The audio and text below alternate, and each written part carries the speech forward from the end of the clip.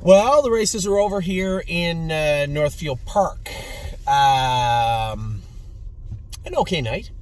I was just actually talking to Lauren about Matt's MVP. Matt's MVP's good, but he's still showing me something a little bit right front. Now, there's some secondary stuff going on up over his back and a little bit behind, but he was better tonight. I think he was better tonight because he had that week off. So you see a lot of that secondary soreness, stiffness in his back, maybe his hocks. You don't see a lot of that stuff going on anymore, or less. It dissipated because we gave him that week. But there is something still in that right front. Now, he's a 3-year-old trotting colt. We had enough of these My MVPs to know it likely is his knees. You can mitigate that. You can work with it. Maybe adjust his shoeing. Maybe just be a little more aggressive with the care and the maintenance in those knees.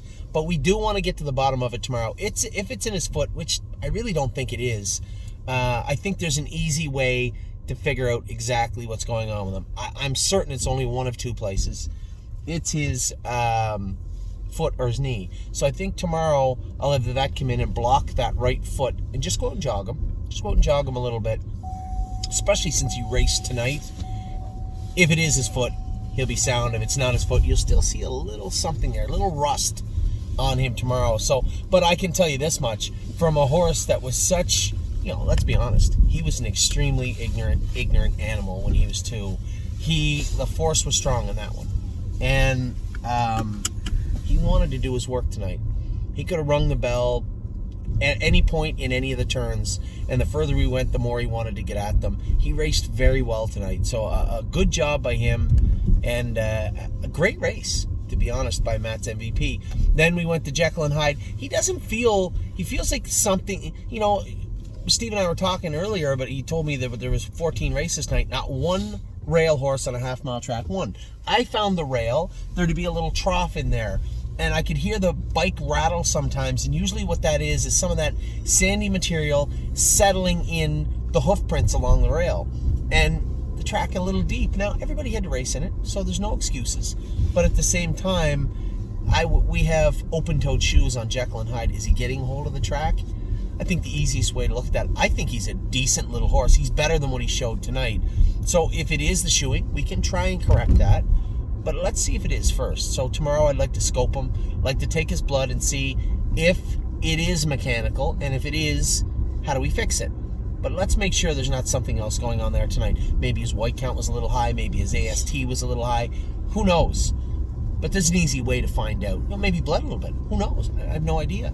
But we need to uncover those stones. I know he's not a great horse, but at the same time, I don't want to sell him short. He raced really good in a couple of starts for us. 2 starts back, I really liked him. Last week, he was kind of flat, and he was worse tonight. So is there some regression there? Is something going on? Let's find out.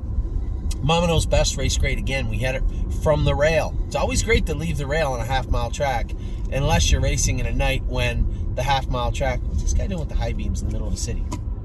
Idiot. Unless the track's a little sandy, right? A little tough. Now, for those of you that have maybe been partners of ours with Mama Knows Best for a while, you'll know and remember that Mama Knows Best can chew at her knees a little bit, can chew at her hind trotting boots a little bit. So, that softer track, that sandier track, it's easy for them to spin out of that stuff and end up in a knee or a shin. So I did hear her chewing at herself tonight, but she did her work. There's there was people and may still be people trying to buy her. And I know we have a lot of clients saying, I want to keep her. Keep in mind, guys, she's no walkover in this class. Now, she raced good again tonight. Not very Mama Knows Best like to come first over and win in the mud last week. Come first over, finish second tonight. She raced good. But this class at some point will come to an end. And I want to saturate it as much as anybody else. But at the same time, you have to be cognitive of where you're at. Is it cognizant? Cognitive. I want to say cognitive.